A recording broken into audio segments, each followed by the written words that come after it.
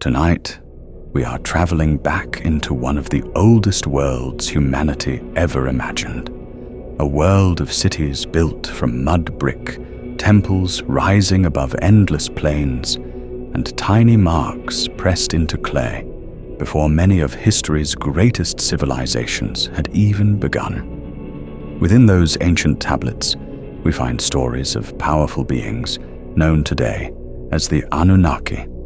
We will enter their temples, listen to their divine assemblies, descend into their underworld, and explore the stories in which humanity itself was first imagined. And before we begin, feel free to leave a comment telling us what ancient mystery, lost civilization, or forgotten world you would like to fall asleep to next. Now, settle in. Let your eyes grow heavy and allow the distant cities of ancient Mesopotamia to slowly rise from the darkness. Imagine opening an ancient clay tablet for the first time. You might expect to find descriptions of spacecraft descending from the sky, strange machines mining the earth, or beings arriving from a hidden planet. But those stories are not found in the surviving Mesopotamian texts. The ancient Anunnaki were a group of gods within the religious traditions of Sumer, Akkad, Assyria, and Babylon. They belonged to a vast divine family that included gods of storms, rivers, fertility, war, wisdom, justice, and death. The popular idea that the Anunnaki were extraterrestrials from a planet called Nibiru developed thousands of years later, largely through 20th century ancient astronaut literature. That does not make the original stories ordinary. The beings described on the tablets could assign destinies, overthrow one another, create human life from clay and divine blood, and pass judgment in a realm beneath the earth. The real mystery is not whether ancient people saw rockets. It is how some of humanity's earliest writers imagined a universe governed by beings who were powerful, unpredictable, and disturbingly human. The word Anunnaki sounds like the name of a clearly defined race, but the ancient texts never provide us with one complete and permanent list of its members. Some gods appear to belong to the group in one period, while disappearing from it in another. In certain texts, the Anunnaki seem to represent the greatest gods in the entire pantheon. Elsewhere, they appear to be the gods associated with one particular city. There could be Anunnaki of Eridu, Anunnaki of Lagash, or Anunnaki connected to the underworld. It is almost as though the word did not describe a fixed species or family, but a level of divine authority. To an ancient worshipper, the exact membership may not have mattered. What mattered was that these were great gods, beings whose decisions shaped kingdoms, harvests, lifetimes, and the boundary between the living and the dead. The Anunnaki were not a neatly organized cast of characters. They were a shifting circle of power, whose members changed as Mesopotamia itself changed. At different moments in Mesopotamian literature, the Anunnaki appear as 7 gods, 50 gods, hundreds of gods, or simply an unnamed gathering too large to count. Some traditions speak of 7 powerful deities who decreed destinies. Another text refers to 50 Anunnaki belonging to the ancient city of Eridu. Later, Babylonian traditions could imagine hundreds of Anunnaki divided between heaven and the world below. This uncertainty may feel strange to us because modern stories usually demand consistency. We expect a mythology to have an official map, an established family tree, and a fixed number of gods. Ancient religion did not always work that way. Stories were copied in different cities, in different languages, across many centuries. Gods rose in importance when their cities became powerful. Older traditions were rewritten around new rulers. The Anunnaki expanded, contracted, and transformed. Their changing number is not necessarily a mistake. It is evidence that the stories were alive, shifting across generations as each new civilization inherited the gods of the one before it. The name Anunnaki is closely connected to An, or Anu, the ancient god of the sky. An belonged to the oldest generation of Mesopotamian gods. He was imagined as a distant father, an ultimate source of divine authority who occupied the highest heavens. The Anunnaki were commonly understood as the descendants, offspring, or princely children of this celestial figure.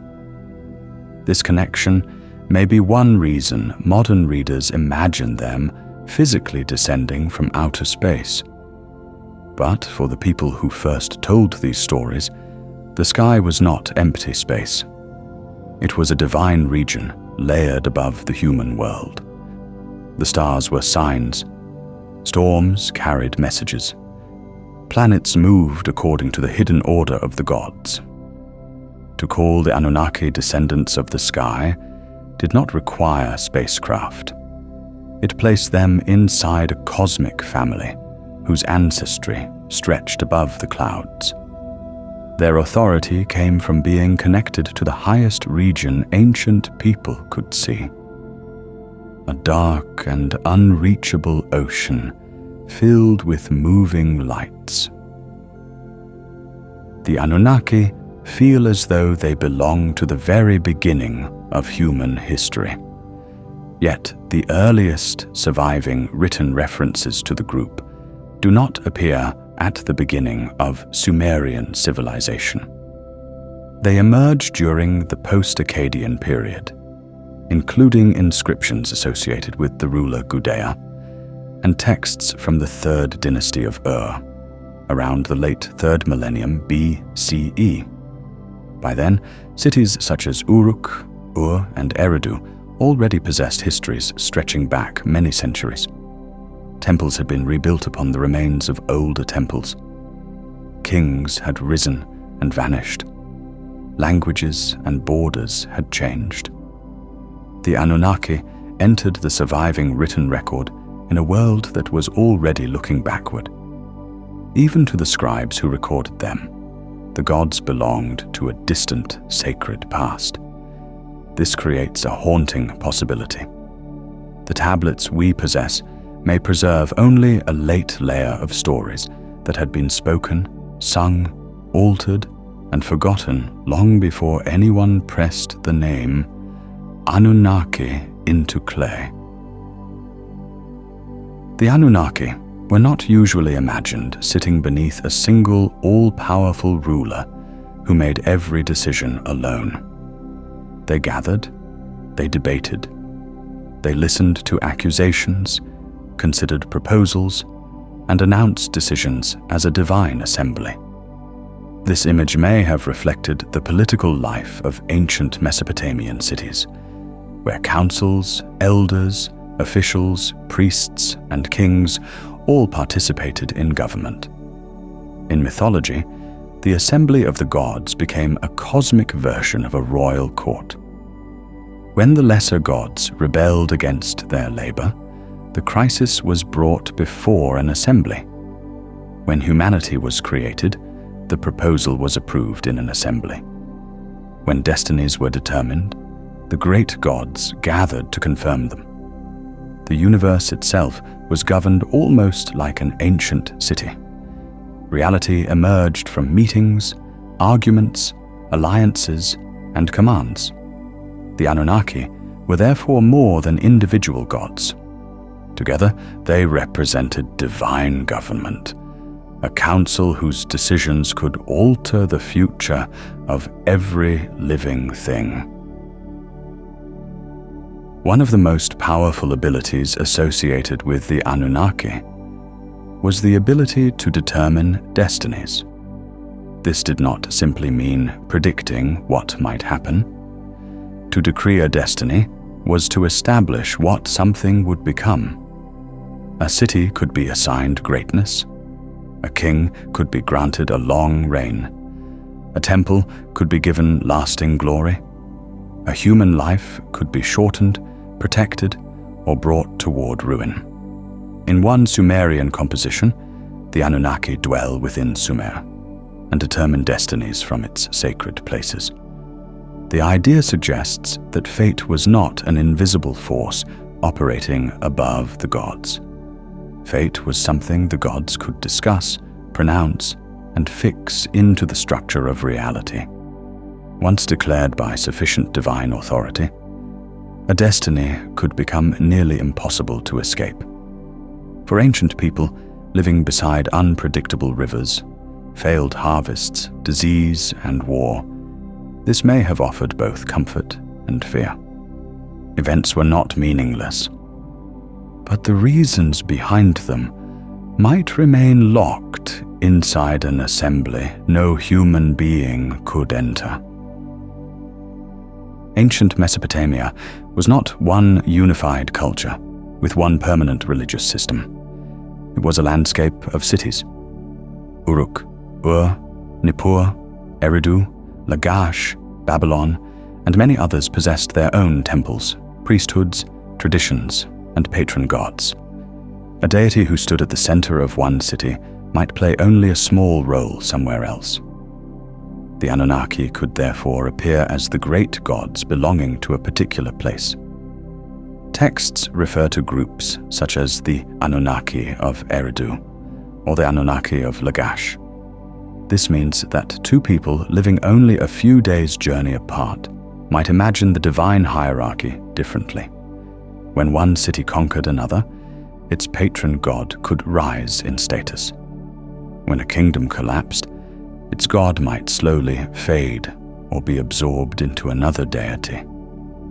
The heavens reflected the politics of Earth. Divine power moved with human power, and the membership of the Anunnaki could change whenever the map of Mesopotamia changed beneath them. In the earliest surviving Sumerian traditions, the Anunnaki were often the highest and most powerful gods of the pantheon. They belonged to the cosmic order of heaven and earth. But over the centuries, something changed. In later Babylonian and Assyrian texts, the name became increasingly associated with the gods of the underworld. The heavenly gods were sometimes called the Igigi, while the Anunnaki became the ancient powers seated below. There was no single moment when this transformation occurred. It seems to have developed gradually as stories were rewritten and divine categories became more clearly separated. A group once connected to the highest levels of power was slowly drawn downward into the land of the dead. Perhaps their age made them suitable for the underworld. They were older than the younger heavenly gods, closer to the foundations of existence. The Anunnaki did not simply fall from heaven. Across centuries of storytelling, they sank beneath the world, becoming judges in the darkness below. One of the most unsettling appearances of the Anunnaki occurs in the story of Inanna's descent into the underworld. Inanna was no minor goddess. She ruled love, sexuality, political power, and war. In the night sky, she was associated with the planet Venus. Yet even she could not command the world below. After passing through the gates of the underworld, Inanna confronted her sister, Ereshkigal, and took her place upon the throne. Then the 7 Anunnaki, acting as judges, delivered their decision. they turned their gaze upon Inanna. The ancient poem describes it as the look of death. They spoke with anger, pronounced her guilt, and transformed one of the most powerful goddesses in Mesopotamia into a corpse. Her body was then hung upon a hook. There was no battle and no weapon. The judgment itself was enough. In the presence of the Anunnaki, even a goddess could be reduced to lifeless matter by a verdict and a stare. Before Inanna reached the 7 judges, she had to pass through 7 gates. At each gate, an ornament or garment was removed. Her crown was taken. Her beads, jewelry, royal symbols, and clothing followed. Every object represented a portion of her identity and authority. Whenever she protested, the gatekeeper told her that the rules of the underworld had been fulfilled and that she must remain silent. By the final gate, the goddess who had entered wearing the full splendor of heaven stood stripped of everything that had protected her. The journey feels almost psychological. Power, beauty, status, and possessions were removed one layer at a time until nothing remained except the vulnerable being beneath them. Only then could she stand before the Anunnaki. The story suggests that no title survives the road into death. Every crown is left at a gate. Every possession remains behind.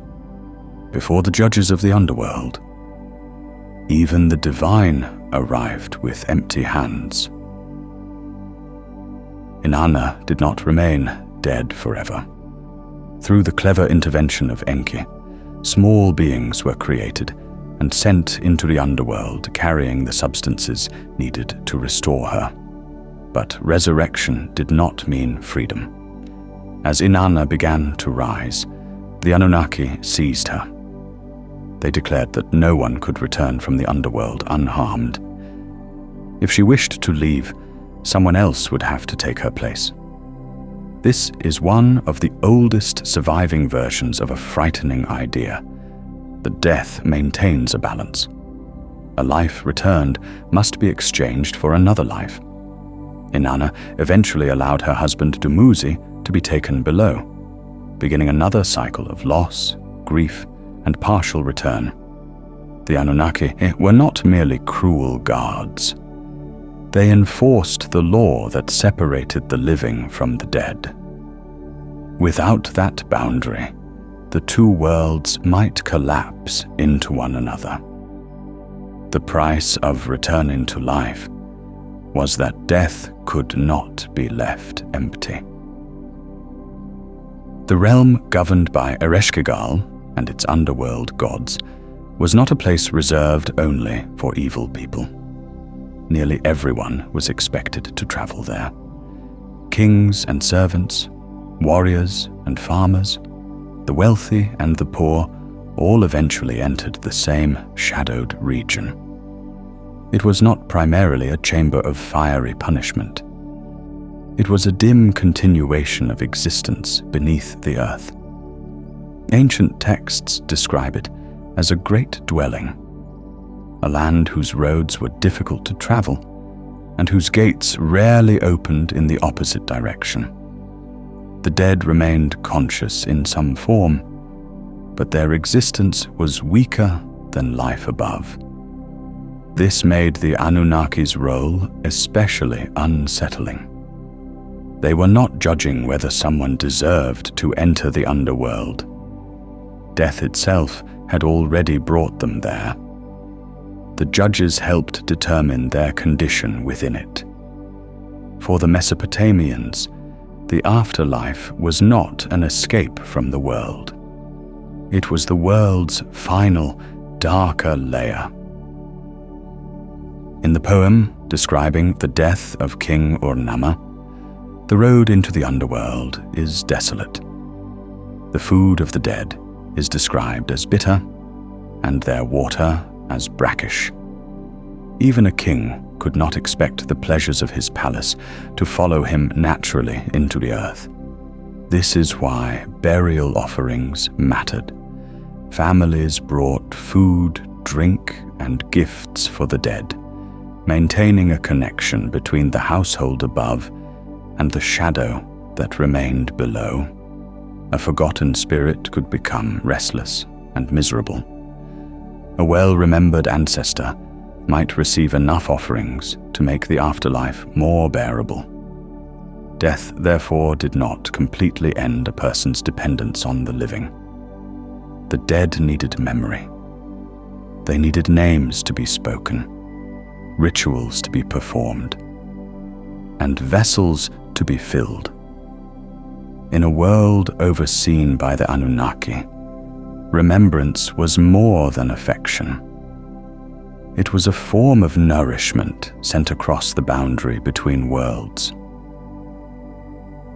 Ur-Namma had ruled one of the most powerful states in Sumerian history. But when he died, he did not simply enter the underworld as an ordinary shade. According to the poem describing his death, he arrived bearing magnificent offerings.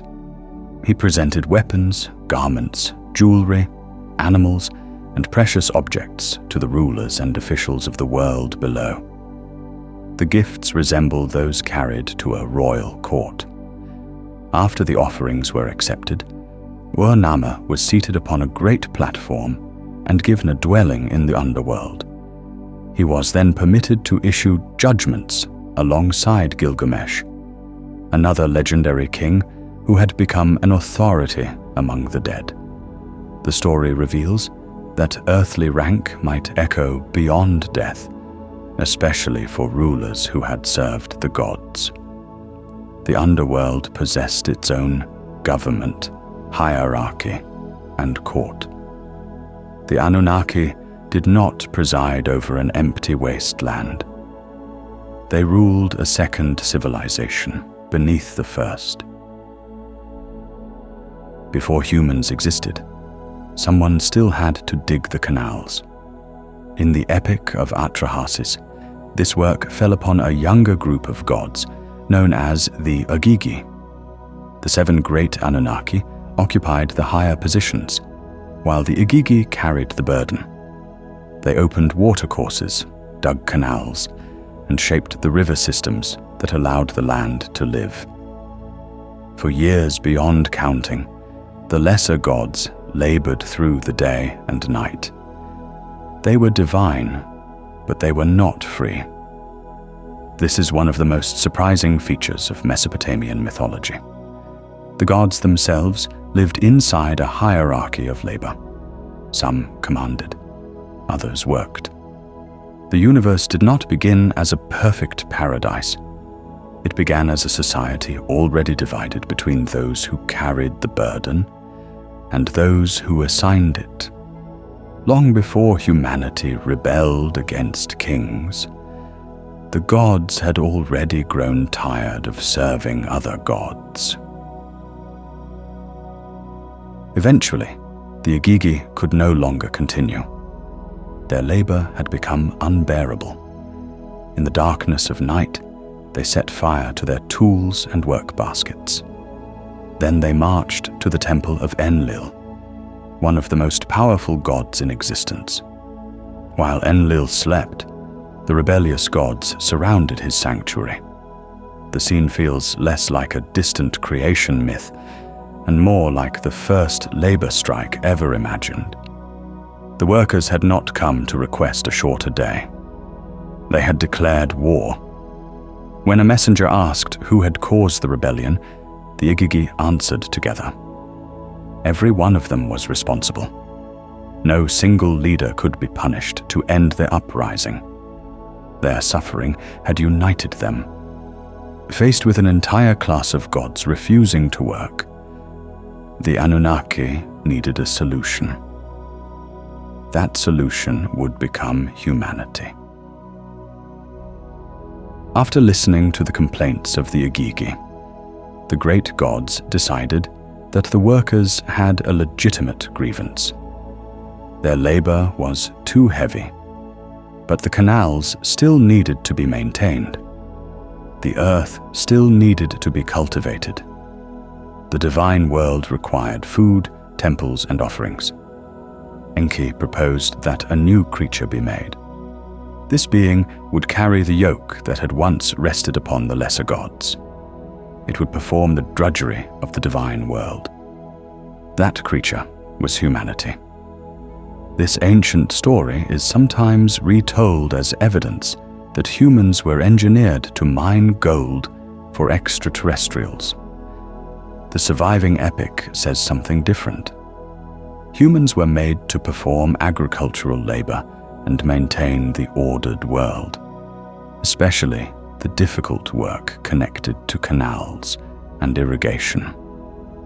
The gods did not create humans because they wanted companionship. They created us because the workforce of heaven had gone on strike. Clay alone was not enough to create human life. In the epic of Atrahasis, the birth goddess required something divine to be mixed into it. The gods selected one of their own, a being named Auilu, or Weila, who was associated with intelligence or inspiration. He was killed in the divine assembly. His flesh and blood were mixed with clay, joining the substance of the earth with the substance of a god. From this mixture, humanity emerged. The image is both beautiful and horrifying. Human beings were made from the soil beneath their feet. Yet something immortal had been sacrificed to awaken them. We were physical enough to labor, suffer, age, and die. But within that temporary body remained a trace of the divine world. According to the story, human consciousness began with an act of creation that was also an act of murder. Our first breath carried the memory of a dead god. The Atrahasis story does not simply say that divine blood was used as an ingredient. It explains why the god had to die. Something of his spirit was meant to remain. The living would carry its sign, ensuring that the sacrificed god was never completely forgotten. The text connects this surviving spirit with the beating of a drum. Long after the god's body disappeared into the clay, its rhythm continued within human life. It is a strangely poetic explanation for consciousness. Humanity remembers because something ancient is remembering through us. We feel restless because part of us once belonged to a being that did not grow old. We fear death because the clay knows it must return to the earth, while the divine trace within it remembers another kind of existence. The myth does not promise that humans are immortal. Instead, it imagines us as temporary vessels carrying an echo that is older than our species. The plan worked almost too well. Humans accepted the burden of labor. They cultivated the land, maintained the canals, produced food, and multiplied. Generation after generation filled the cities. But as the population grew, so did its noise. The Epic of Atrahasis describes humanity's clamor becoming so great that Enlil could no longer sleep. To a modern reader, destroying humanity because it was loud may sound absurd. But noise in the story may represent more than sound. It could reflect crowding, disorder, rebellion, or the unstoppable growth of civilization.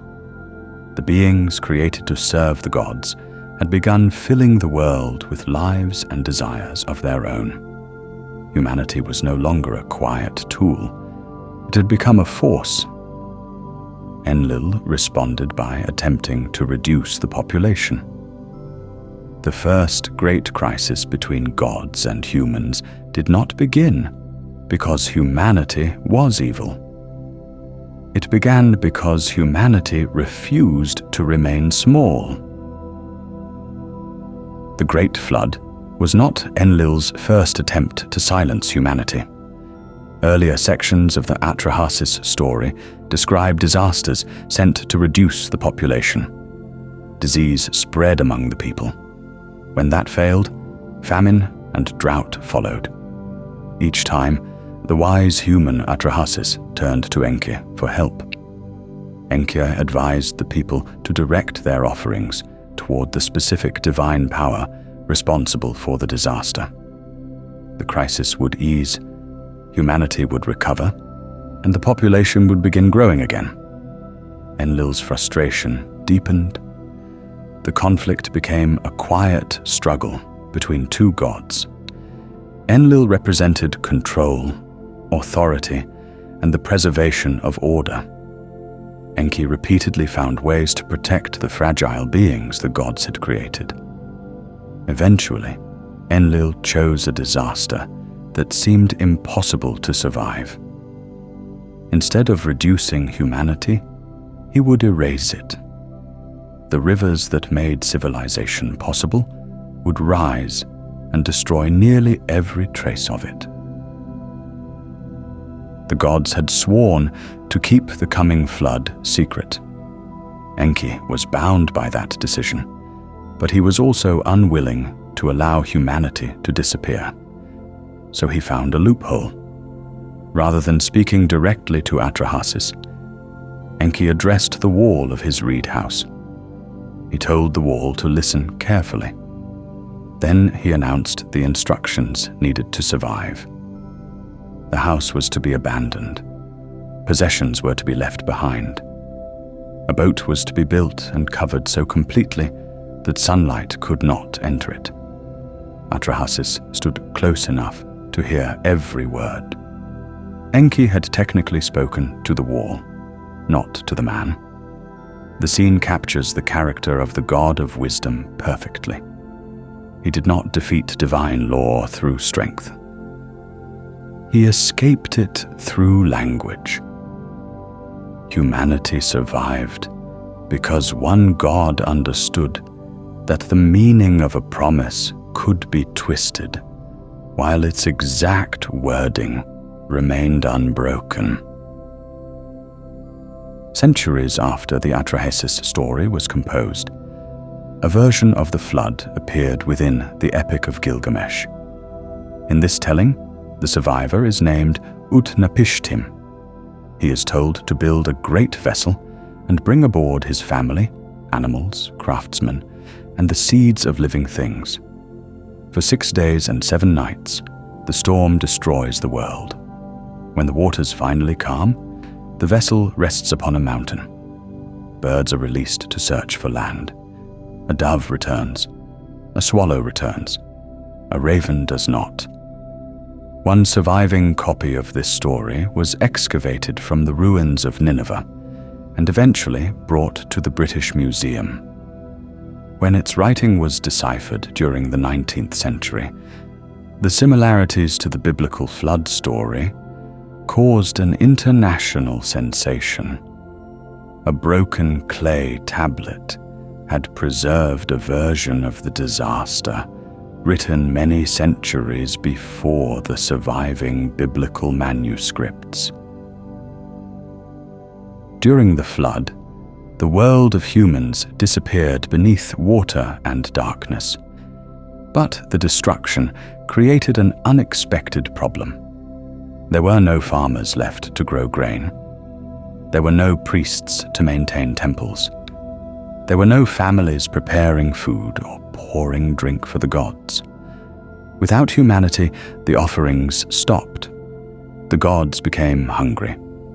When the survivor emerged and prepared a sacrifice, the divine beings gathered around it, desperate for the smoke and scent of food.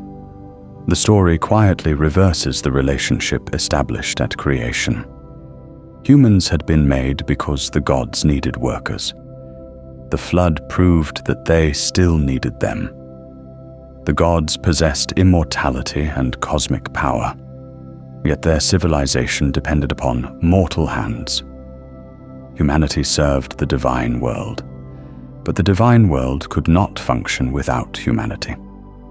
Perhaps this is the deepest mystery within the Anunnaki stories.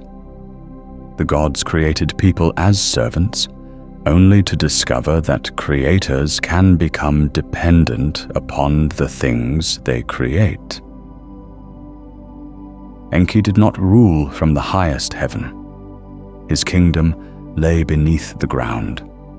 The Mesopotamians imagined a vast body of fresh water beneath the surface of the earth called the Abzu. It was not the salty ocean visible along the coast. It was the hidden source from which wells, springs, rivers, and life-giving water seemed to emerge. Enki lived within this deep, unseen realm. From below the human world, the god of wisdom listened, planned, and quietly interfered with the decisions of the gods above. This made him an unusual protector. He did not watch humanity from the stars. He remained beneath their cities, beneath their fields, and beneath the canals they depended upon. Whenever someone lowered a vessel into a well, they were reaching toward the edge of Enki's domain. The god who repeatedly rescued humanity was imagined not as a distant light in heaven, but as an intelligence waiting in the dark water beneath their feet. Enki's sacred city was Eridu, one of the oldest cities known to ancient Mesopotamian tradition. To later storytellers, Eridu did not merely belong to history. It belonged to the beginning of the world. Its great temple was connected to the Abzu, the hidden freshwater ocean beneath the earth. In myth, the boundary between the temple and Enki's underwater realm may have felt almost impossibly thin. A worshipper entering the sacred district was not simply walking toward a building. They were approaching the house of a god whose chambers extended beneath creation. Eridu's importance outlived much of its political power. Even after other cities became larger and wealthier, it retained the atmosphere of an ancient sacred place. Civilizations often imagine their oldest cities as bridges to the beginning. For the people of Mesopotamia, Eridu was one of those bridges, a settlement of reeds, mud brick, and quiet water standing near the place where the ordered world first emerged from the deep. Enki was powerful, but he did not always confront the other gods directly. Instead, he searched for weaknesses in their decisions.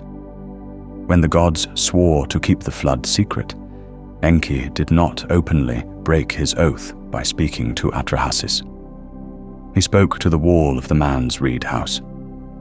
The wall heard the warning, and Atrahasis happened to be standing close enough to listen. It was the kind of solution only a god of wisdom could devise. Enki often acted as though divine law were a locked door whose hinges could still be removed. His stories suggest that intelligence was not merely the ability to know many things. It was the ability to escape a terrible choice by discovering a third path no one else had noticed. Humanity survived not because Enki defeated Enlil in battle, but because he understood the difference between violating the meaning of an oath and violating its exact words. Sometimes the world was saved by a technicality. The Sumerians possessed a mysterious concept known as the me. There is no perfect translation for the word. The me were divine powers, offices, abilities, customs, and principles that allowed civilization to exist. Kingship was a me. Priesthood was a me. Music, craftsmanship, judgment, warfare, sexuality, truthful speech, deceitful speech, and even the journey into the underworld could be treated as divine powers. The idea suggests that civilization was not something humans invented slowly by accident. Its essential pieces already existed within the structure of the cosmos. A city became truly civilized when those powers were gathered there and placed into the correct order. This transformed ordinary institutions into sacred forces. A crown was more than metal. A song was more than sound. A throne was more than furniture. Behind each one stood an invisible authority older than humanity. The world of cities was therefore not separate from mythology. Every law, ceremony, craft, and human role was a small expression of the divine machinery holding reality together. In one Sumerian story, Inanna traveled from Uruk to visit Enki in Eridu. Enki welcomed her with a feast. Beer was poured, food was served, and the two gods drank together. As the celebration continued, Enki began presenting Inanna with the me, the sacred powers of civilization. He gave her kingship, priestly offices, royal clothing, weapons, music, speech, craftsmanship, sexuality, wisdom, and many other forces. Inanna accepted every gift. Then she loaded them onto the boat of heaven and departed for Uruk. When Enki became sober, he began asking where the divine powers had gone. His minister repeatedly gave him the same answer. Enki had given them to his daughter. The story turns the growth of Uruk into a strange divine transfer. One of the world's earliest great cities acquired civilization not through conquest alone, but through a goddess who attended a feast, accepted everything she was offered, and left before her host fully understood what he had done. Once Enki realized what had happened, he tried to undo it. He sent his minister after Inanna and demanded that the boat of heaven be returned. When words failed, he sent groups of supernatural beings to seize it. Giants of Eridu appeared. Beings from the subterranean waters followed. Great fish and other guardians attempted to stop the boat at different points along the river. Each time, Inanna called upon her loyal minister, Ninshubur. Each time, the attackers were driven away, and the boat continued toward Uruk. The journey makes civilization itself feel fragile. Kingship, music, ritual, desire, judgment, and countless other powers were imagined traveling together in a single vessel, while creatures from the deep tried to drag them back. When Inanna finally entered Uruk, the city celebrated. The divine powers had reached their new home. According to the story, civilization arrived not as a quiet discovery, but as precious cargo carried through a supernatural chase along an ancient river. Southern Mesopotamia is remarkably flat. Its landscape is shaped by rivers, marshes, canals, fields, and distant horizons. Yet one of Enlil's greatest titles was the Great Mountain. The name may not have described his physical appearance. It expressed authority. A mountain rises above everything around it. It cannot easily be moved, challenged, or ignored. To people living across a broad plain, a mountain may have seemed even more powerful because it was rare. Enlil's temple at Nippur could therefore become a symbolic mountain, a raised sacred center connecting the lower world, the human world, and heaven. His decisions carried the same sense of immovable weight. When Enlil decreed destruction, cities trembled. When he granted kingship, rulers gained legitimacy. The Great Mountain did not need to stand upon the horizon. It existed wherever Enlil's authority was recognized. In a land built mostly from mud and reeds, divine power was imagined as the one thing solid enough to rise forever. Nippur was one of the most influential cities in Mesopotamian history, yet it rarely ruled a great empire of its own. Its power came from Enlil. Kings who controlled distant capitals still sought recognition at his temple, the Ekkor. A ruler might command armies, collect taxes, and conquer rival cities, but victory alone did not make his authority sacred. Recognition from Enlil could transform political power into legitimate kingship.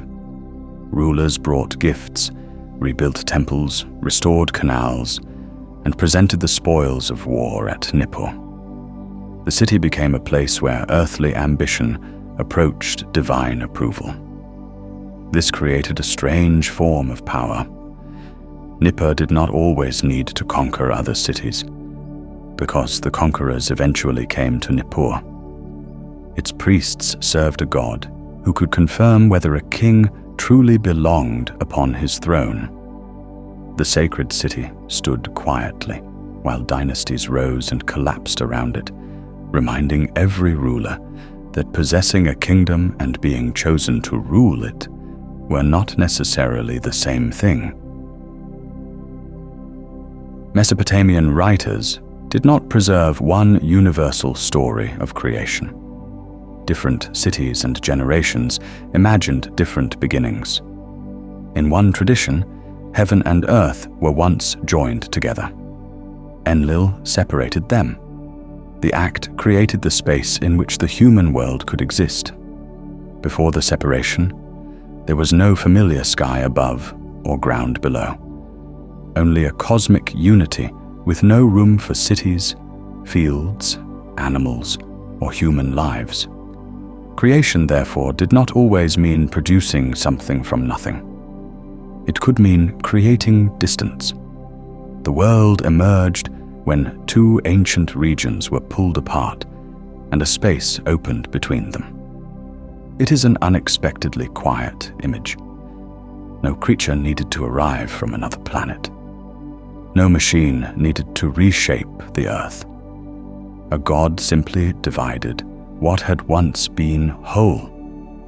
Everything humanity has ever known would then unfold inside that separation, beneath a heaven that had once rested directly against the ground. Anu belonged to the oldest generation of Mesopotamian gods. He represented the highest heaven and possessed the authority to assign roles, increase the status of other gods, and approve decisions of cosmic importance. Yet he often feels distant in the surviving stories. Enlil commands. Enki invents solutions. Inanna pursues power. Ereshkigal rules the dead. Anu frequently remains above them all, respected but removed. This distance may have strengthened rather than weakened him. A god who rarely intervened could appear too elevated for ordinary conflict. His power was expressed through authorization. Other gods ruled because their functions had been recognized within the divine order over which Anu presided. He was like an ancient king whose presence was felt through every official acting in his name. The highest god did not need to appear in every story. The sky itself was his throne, and every divine decision made beneath it occurred under the silent authority of a being almost too remote to approach.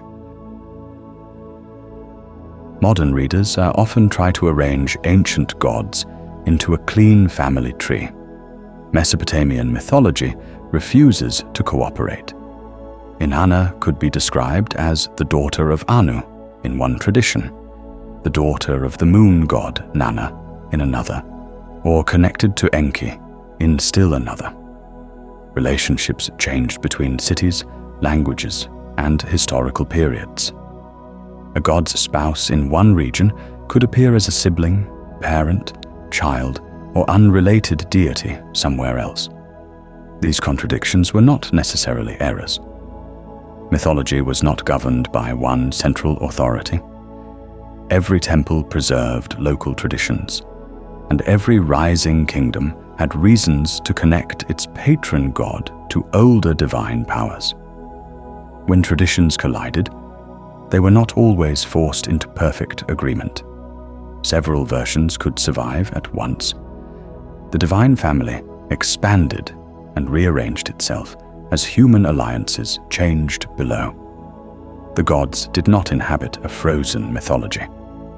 They lived within centuries of retelling, where ancestry could shift whenever a city needed a new place within the family of heaven. In one myth, the heavenly gods prepared a banquet. Food was gathered, the divine guests assembled, and each god was expected to receive a portion. But Ereshkigal could not join them. As queen of the underworld, she was bound to her realm. The division between heaven and the land of the dead applied even to its ruler. Because Ereshkigal could not rise to the feast, the gods arranged for her portion to be sent below. Her minister Namtar traveled upward to represent her. The story reveals a lonely side of divine power. Ereshkigal ruled an entire kingdom and commanded judges, gatekeepers, demons, and the countless dead. Yet her throne was also a prison. The authority that made her queen prevented her from leaving her domain. While the gods celebrated above, the ruler of the dead waited beneath the earth for a messenger to carry down her share of the meal. When Ereshkigal's minister appeared at the heavenly banquet, the gods rose or bowed in recognition of the queen he represented. Nergal did not. Whether through pride, carelessness, or deliberate disrespect, he remained unmoved. The insult was not directed only toward a messenger. It dishonored the ruler of the underworld. Ereshkigal demanded that Nergal be sent below. The request carried enormous danger. A god might enter the underworld, but leaving it was another matter. Nergal prepared for the journey while receiving warnings about its rules. He was told to resist the food, drink, comforts, and temptations of the realm below. The story begins with a gesture so small it could easily be missed. One god failed to lower his head. Yet in a universe built upon rank, ceremony, and divine offices, refusing to bow could open the gates of death. A moment of pride became the first step toward an underworld throne. The surviving versions of Nergal and Ereshkigal's story differ in their details. In each, however, the god who descends into the underworld becomes deeply entangled with its queen. Nergal was associated with war, plague, destruction, and violent death. Ereshkigal possessed the throne beneath the earth. Their union brought together two different traditions of underworld power. In some versions, their encounter becomes a fierce struggle. In others, desire and separation drive the story toward Nergal's return. Eventually, he remains as Ereshkigal's consort and shares authority over the realm of the dead.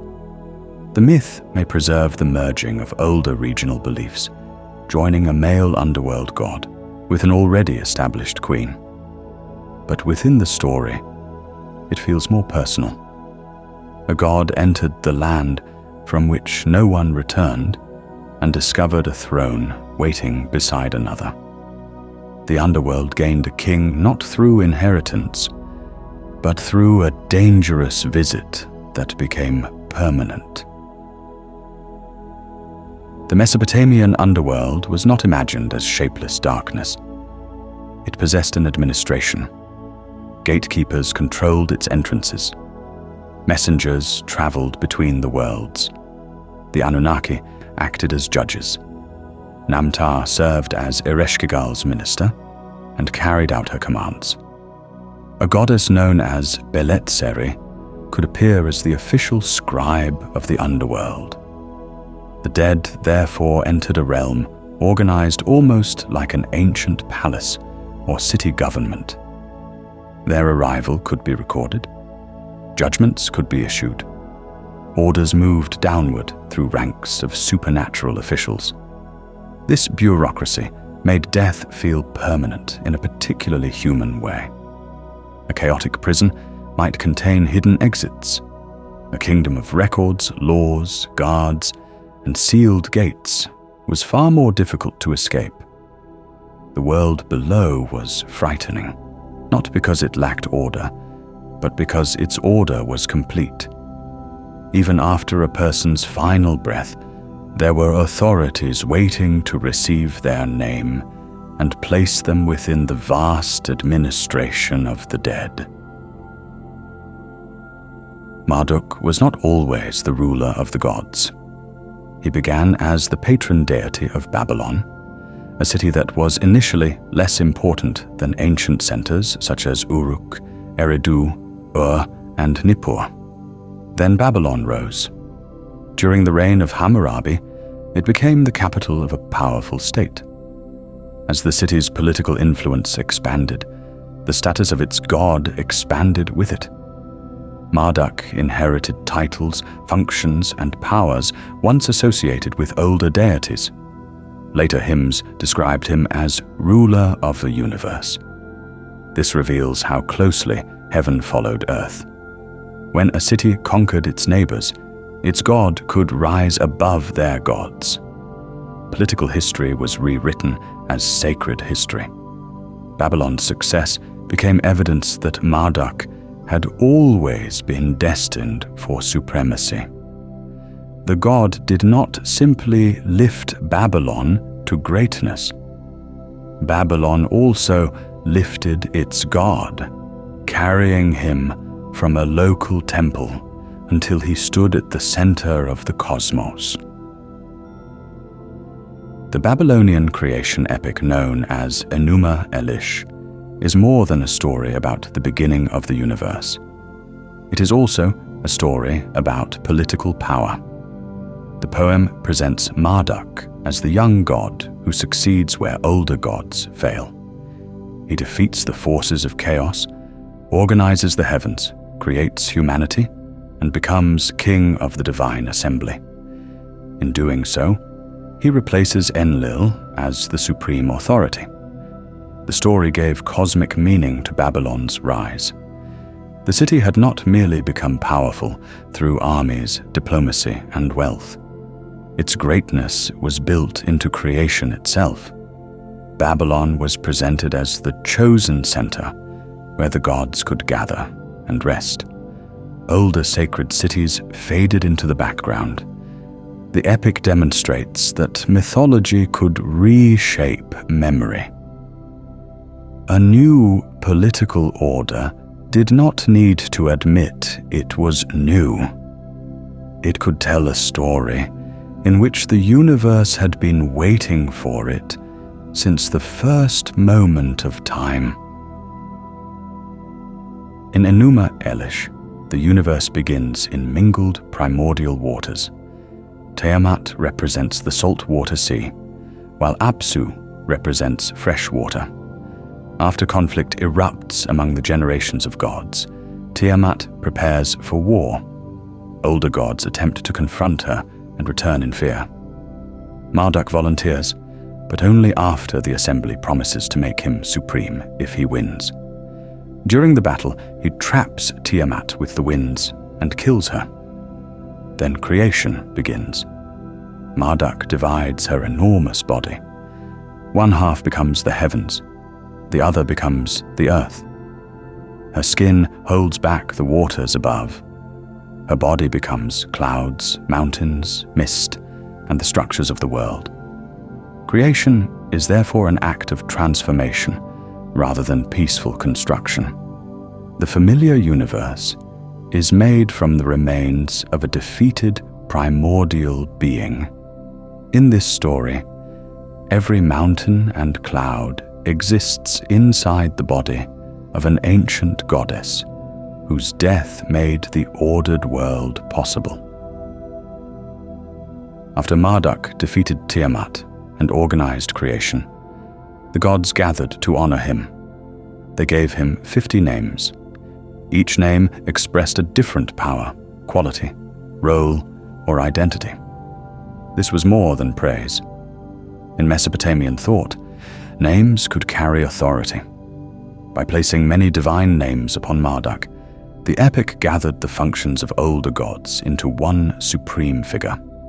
He became creator, warrior, protector, ruler, magician, provider, and judge. The 50 names allowed Marduk to contain an entire pantheon without completely erasing it. Older divine powers could survive as aspects of the new king of the gods. It was a theological solution to political change. The past was not destroyed. It was absorbed.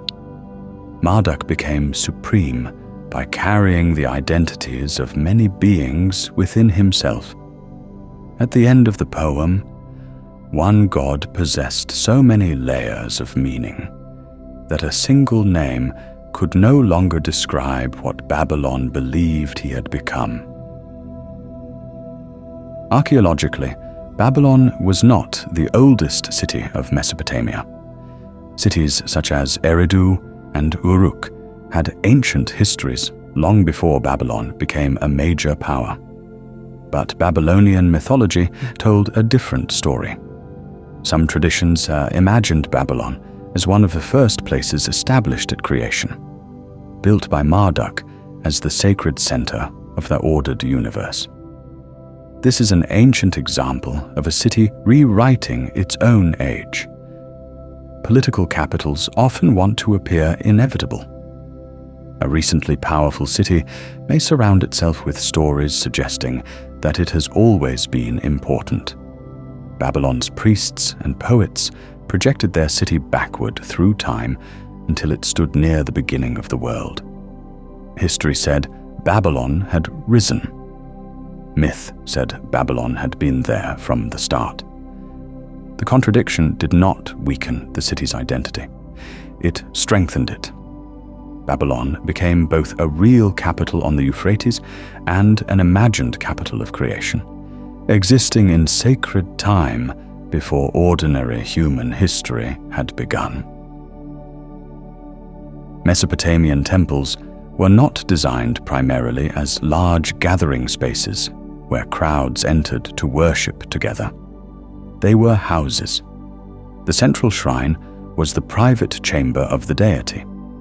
Access could be limited to priests, attendants, rulers, and selected officials. The general population might live their entire lives in the shadow of a temple without entering its most sacred room. Inside, the god was believed to reside through a divine image. The temple possessed kitchens, storage rooms, workshops, land, animals, servants, and enormous economic resources. It operated like a palace because, in the eyes of the city, it was a palace. The patron god was not merely a symbol watching from heaven. The god lived locally, received visitors, owned property, and participated in the life of the city. A ziggurat rising above the rooftops was therefore more than a monument. It marked the address of an immortal ruler. A divine statue began as material shaped by human craftspeople. Wood, stone, metal, precious stones, and other materials were assembled into the form of a deity. But through ritual, the image was separated from ordinary human manufacture. Ceremonies involving the washing or opening of the mouth and eyes transformed the statue's status. Afterward, it could be treated not simply as a representation of the god, but as the god's earthly presence. This raised a delicate question. If a craftsperson had made the body, how could it truly be divine? Ritual texts distanced the completed image from its human makers, transferring responsibility to the gods of craftsmanship and purification. The statue was no longer an object someone had carved. It had awakened. Within the dark, central chamber of the temple, the city's patron now possessed eyes that could see, a mouth that could receive offerings, and a body through which an invisible god could inhabit the human world. Once a divine statue had become the god's physical presence, it required daily care. Priests washed the image, dressed it in fine garments, adorned it with jewelry, burned incense, and prepared meals. Bread, meat, fruit, beer, wine, and water could be placed before the deity. Music and prayers accompanied the service. The ritual was performed with the careful attention given to a living king. The god's meal might later be distributed among temple personnel or members of the royal household. But within the ritual, the deity had received it first. This daily routine gave the gods a strangely domestic existence. They controlled storms, kingship, fertility, disease, and death. Yet they still needed servants to arrange their clothing and place food before them. The relationship was one of mutual dependence. Humans cared for the gods' earthly bodies. In return, the gods were expected to care for the city surrounding their house. Most people were probably never permitted to stand inside the most sacred temple chamber. But during important festivals, the god could come outside. The divine statue was dressed, placed upon a ceremonial vehicle or boat, and carried through the streets. Crowds could witness the patron deity passing through the city. Music played. Offerings were made. Priests, rulers, and other divine statues joined the procession. During Babylon's New Year festival, Marduk and the assembled gods traveled beyond the city walls to a special festival house before returning in triumph. For a brief moment, the invisible government of the universe became visible. The gods appeared to visit one another, attend assemblies, and inspect their cities like earthly rulers. A statue moving through a gate was not viewed as a piece of artwork being transported. The god had left home. The streets became sacred, simply because a divine body was traveling across them. Not every statue inside a temple represented a god. Some represented human worshippers. The famous votive figures found at Tel Asmar stand with their hands clasped and their enormous eyes fixed forward. These statues could remain within the sacred space when the people they represented had returned home. In a sense, they became permanent substitutes. The human body needed sleep, food, work, and shelter. The stone body did not. It could stand before the god without moving, blinking, or becoming distracted. The exaggerated eyes communicated endless attention. The worshipper might grow old and die, while the statue continued its silent vigil. This gave ancient people a way to remain close to the divine, even when physical access to the inner temple was restricted. Long after a person's footsteps had faded from the sanctuary, another version of them remained behind, hands folded and eyes wide open, praying through the darkness without ever needing to rest. When ancient Mesopotamian artists wanted viewers to recognize a god, they often placed horns upon the figure's crown. The horns were not meant to suggest an animal disguise. They were a visual language, A person might wear elaborate clothing, carry weapons, or sit upon a throne, but a layered horned crown announced that the being belonged to the divine world. The more important the god, the more elaborate the crown could become. This detail has helped create some of the more extraterrestrial-looking images associated with Mesopotamia today. Tall crowns, multiple horns, enormous eyes, and carefully patterned robes can appear unfamiliar to modern viewers. But to an ancient person, the meaning would have been immediate. The figure was not wearing a helmet from another world. It was displaying rank. The horns marked a boundary between mortal and immortal, allowing a silent image carved into stone to tell the viewer that the being before them was something more than human. Most Mesopotamian kings ruled on behalf of the gods. Naram-Sin went further. On his famous victory monument, the Akkadian king climbs a mountain above defeated enemies. He is larger than every other human figure. Stars shine above him. Most unusually, he wears the horned crown normally reserved for deities. The image suggests that Naram-Sin was not merely protected by the gods. He had entered their visual world. His reign belonged to a period when some Mesopotamian rulers were formally treated as divine, but the image still feels startling. A mortal man had placed the symbol of heaven upon his own head. He climbed toward the stars, while soldiers followed beneath him, turning military victory into a kind of ascent. Yet Naram-Sin eventually died like every other king, and his empire later collapsed. The horned crown could make a ruler appear divine in stone. It could not free him from time. Mesopotamian gods were often shown as human-like figures, but they could also be represented by objects, animals, and celestial signs. The sun disk represented Shamash. The crescent represented the moon god. The 8-pointed star could represent Ishtar. A horned crown could stand for Anu or Enlil, while the goatfish belonged to Ea. Marduk could be present through a spade and his dragon. This meant a gathering of gods could appear without a single face.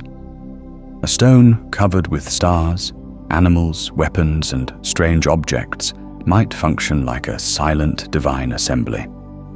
Each symbol carried the presence and authority of a particular deity. To someone unfamiliar with the system, the image might look like a collection of decorative patterns. To a trained viewer, the heavens had arrived. The gods were present not because their bodies had been carved, but because their signs had been placed together in the correct order. Babylonian monuments known as kudurus were once commonly described as boundary stones placed in fields. Many scholars now think they were more likely preserved inside temples. Their inscriptions recorded grants of land, privileges, and royal decisions. Above the writing appeared symbols of the gods. These images were not simply decoration. They guaranteed the agreement. A sun disk, crescent, star, dragon, serpent, horned crown, or divine weapon silently warned that the document was being watched by supernatural authorities. The lower portion of a kuduru might contain curses against anyone who altered the grant or ignored its terms. A person breaking the agreement was therefore not merely disobeying a king. They were challenging the gods whose symbols stood above the text. The stone transformed property law into a cosmic contract. Even after the king and recipient had died, the divine witnesses remained, guarding the words in the darkness of the temple. Marduk was associated with a composite dragon known as the Mushushu. It did not resemble the winged dragons of later European stories. Its body combined features drawn from different animals into a creature that could not exist in nature. Images of the dragon appeared beside Marduk's symbols and later marched across the brilliant blue walls of Babylon. The creature acted almost like a living emblem. Where the dragon appeared, the authority of Marduk followed. Its unnatural body expressed the idea that divine power could combine the strength of several creatures without being limited to any one of them. The dragon belonged to the border between the recognizable and the impossible. A visitor approaching Babylon might see its repeated form upon the city's sacred architecture, advancing endlessly across glazed brick. Before entering the capital, the traveler had already encountered the monster of its god. Marduk's presence surrounded the city long before anyone reached his temple. At the gates of Assyrian palaces stood enormous human-headed winged bulls and lions commonly called lamassu. Viewed directly from the front, the creature appeared to stand still. Its two front legs were planted firmly beneath it, guarding the entrance. But as a visitor walked past and viewed it from the side, the same creature appeared to stride forward. To create both illusions, the sculptor gave it 5 legs. The extra limb was not an anatomical mistake. It allowed the guardian to exist in 2 states: still when approached, moving when passed. The effect made the stone creature seem alert from every angle. A person entering the palace would feel that the guardian had not simply been left beside the doorway. It was watching the threshold, prepared to move the moment danger appeared. The lamassu stood between architecture and life, carved from stone, yet never completely motionless. Doorways were vulnerable places. They connected the protected interior of a palace with the uncertain world outside. People, messages, diseases, curses, enemies, and unseen forces could all cross through them. The Assyrians placed lamassu at these thresholds because the creatures combined several forms of strength. They possessed human intelligence, the body and power of a bull or lion, the wings of a bird, and the horned crown of a supernatural being. Their enormous scale also forced every visitor to pass beneath their gaze. The guardians did not need to chase enemies across the landscape. They waited at the narrow point through which every threat eventually had to travel. A palace might contain soldiers, locks, walls, and gates, but physical defenses alone were not enough. Some dangers had no visible body. For those, the king stationed beings that belonged partly to the invisible world. Assyrian palace walls are filled with muscular beings possessing wings, horned crowns, and occasionally the heads of eagles. They are sometimes casually labeled as Anunnaki today. Ancient Mesopotamian religion was more complicated. These figures were supernatural, but they did not necessarily represent the great gods or a single group known as the Anunnaki. They belonged to a much larger population of protective spirits, sages, divine attendants, and hybrid beings. Some may have represented Apkallu. Others may have carried several meanings at once. They stood beside kings, doorways, and sacred trees, repeatedly performing gestures of purification and protection. Their appearance was strange because they were meant to be more than human. But strange did not automatically mean extraterrestrial. The Mesopotamian supernatural world was crowded. Between ordinary humans and the highest gods existed countless beings whose purpose was to guard, guide, purify, threaten, or carry out divine commands. The Apkallu were remembered as ancient sages connected to Enki or Ea, the god of wisdom and the subterranean waters. They belonged to the age before the Great Flood, when divine knowledge was believed to have existed closer to humanity.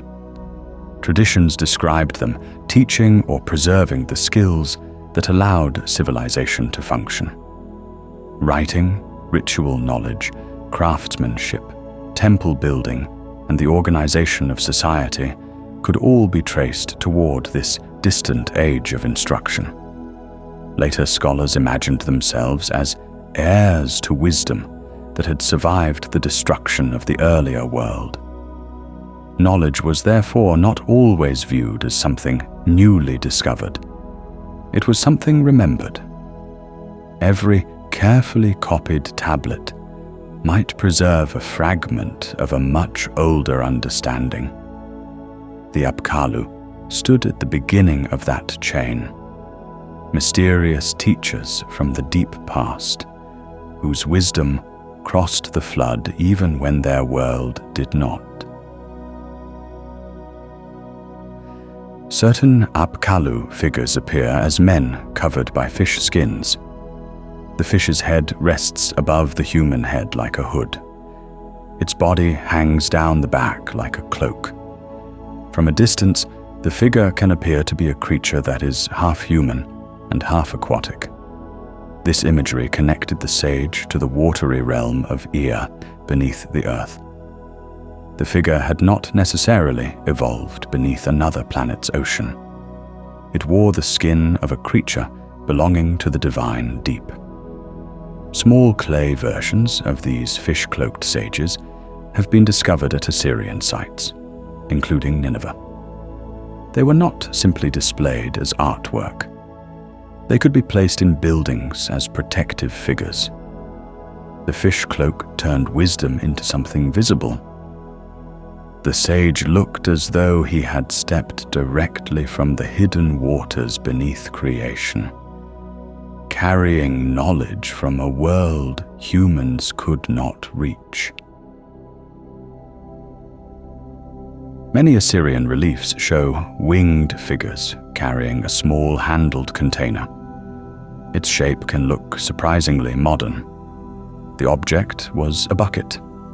In the figure's other hand was often a cone-shaped tool known in Akkadian as a purifier. The two objects appear beside sacred trees, kings, and important entrances. The exact meaning of every scene remains debated, but the imagery was connected to purification, protection, and perhaps the fertilization of date palms. The bucket may have held water or another ritual substance. The cone could be dipped into it and used to sprinkle what stood before the figure. The scene represents sacred maintenance. The supernatural being is not carrying a mysterious machine. It is tending the king, the palace, or the symbolic tree of the empire. What looks at first like an unexplained object becomes something almost peaceful. A vessel used to keep the ordered world pure. The cone held by Assyrian protective figures has inspired many modern theories. Its ancient meaning was probably connected to purification. Some scholars have also compared the gesture to the artificial fertilization of date palms, in which material from a male plant is carried to a female tree. The sacred tree in Assyrian art may have represented fertility, prosperity, the empire, or several ideas at once. When winged beings raised the purifier toward it, they were performing more than agricultural work. They were protecting abundance itself. The same gesture could be directed toward the king. Water, fertility, political stability, and divine protection were woven together. A healthy tree meant fruit. A healthy king meant order. A healthy empire meant the gods remained pleased.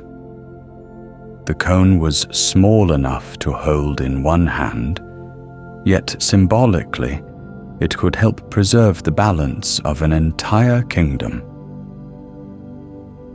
Not every protective being stood where human eyes could see it. Assyrians placed small clay figurines beneath floors, in corners, beside walls, and under doorways. These locations were considered vulnerable points through which harmful forces might enter. The buried figures worked invisibly. Some represented sages, gods, warriors, animals, or hybrid beings. They could be sealed inside small boxes and covered by the building above. Once buried, they were expected to continue guarding the house or palace indefinitely. No one needed to visit them. No lamp needed to illuminate them. Their power came partly from remaining hidden at the boundary between the human home and the earth beneath it. A family walking across the floor might never see the figures protecting them. Yet below every footstep, tiny supernatural guards remained awake in the darkness. Among the protective figures buried beneath buildings were dogs. Some were made from clay. Others were cast in bronze. Dogs were connected to healing deities such as Gula, the great divine physician. Certain figurines carried inscriptions commanding them to guard the people for whom they had been made. The dog's role in everyday life made it an ideal protector. It watched doorways. It sensed unfamiliar movement. It remained close to the household. By placing its image beneath a floor, people extended that protective role into the invisible world. The little guardian did not need to bark. Its presence was enough. It watched for illnesses, demons, curses, and dangers that ordinary animals could not detect. Above it, generations might sleep, eat, quarrel, recover from sickness, and eventually leave. Below them, the same clay dog continued its silent watch. Pazuzu appears monstrous even by the standards of Mesopotamian supernatural beings. He was described as king of the wind demons. Images gave him claws, wings, a scorpion-like tail, bulging eyes, and a snarling face. Yet people wore his head as an amulet. The logic was not that Pazuzu was harmless. It was that his frightening power could be directed against something worse. His image was particularly associated with protection from Lamashtu, a demon feared by pregnant women and families with infants. A bronze Pazuzu head might be suspended near a woman during childbirth. The threatening face was turned outward, confronting the danger before it could reach the mother or child. Pazuzu protected because other demons feared him. The household invited one nightmare to stand at the door and keep another nightmare away. Lamashtu was associated with sickness, difficult pregnancy, miscarriage, and danger to newborn children. Ancient images gave her a hybrid body and placed her among animals, serpents, and symbols of disorder. She was not merely a servant carrying out punishment for another god. She could act according to her own destructive will. This made her especially frightening. Families facing childbirth already lived with dangers they could not fully understand or control. Lamashtu gave those dangers a name and a face. Ritual specialists could then confront her through prayers, offerings, amulets, and images. On protective plaques, she might be shown traveling away in a boat, driven back toward the underworld. The ritual transformed fear into a story with an ending. The danger had arrived. The priests and protective beings had confronted it. Now Lamashtu was leaving, carried away from the house and the sleeping child.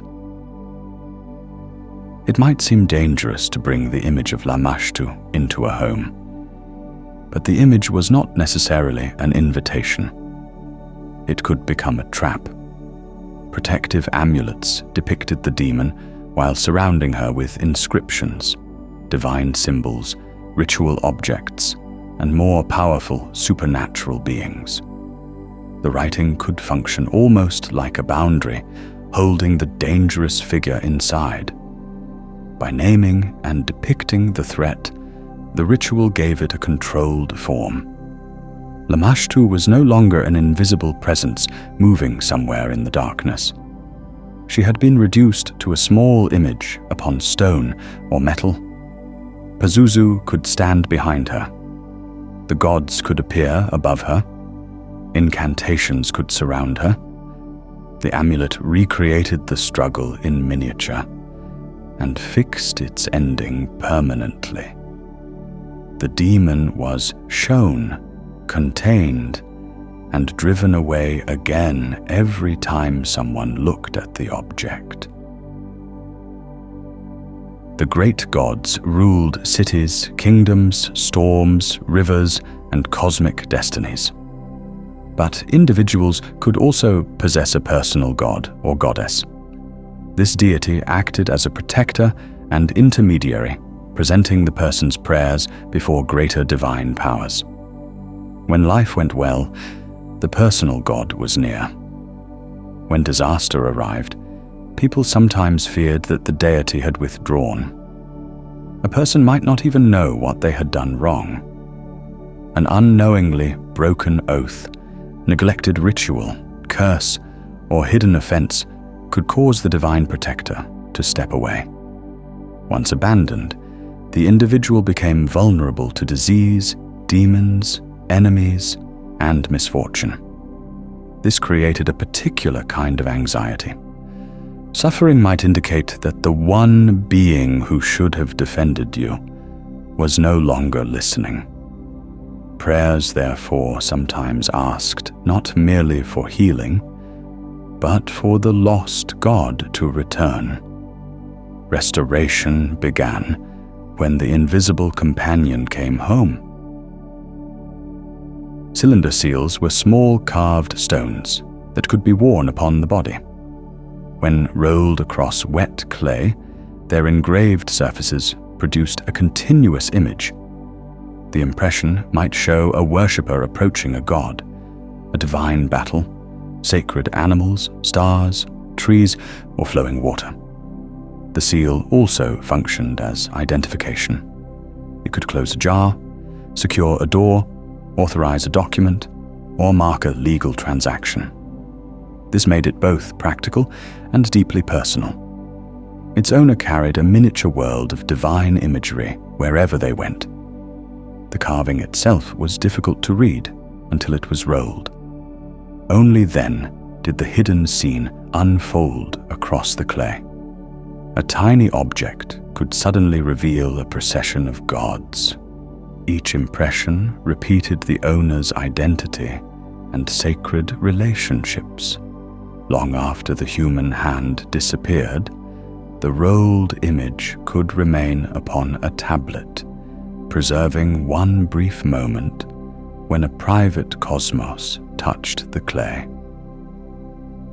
A modern person may distinguish sharply between a physician, priest, scientist, and magician.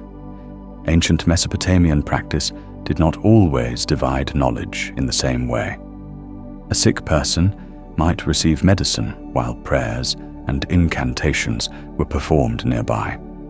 A physician could treat the body with salves and remedies.